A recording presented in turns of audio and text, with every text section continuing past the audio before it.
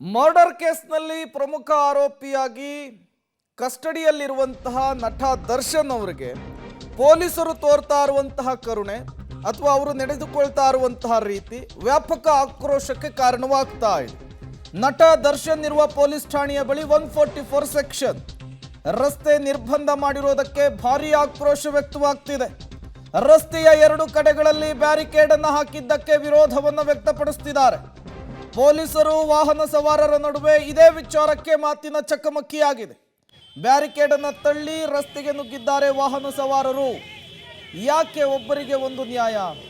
Celebrity arrest ಆದರೆ ಆತನನ್ನು ಕಾನೂನಿನ ಪ್ರಕಾರ ಹೇಗೆ ಟ್ರೀಟ್ ಮಾಡಬೇಕು ಆ ರೀತಿ ಟ್ರೀಟ್ ಮಾಡಿ.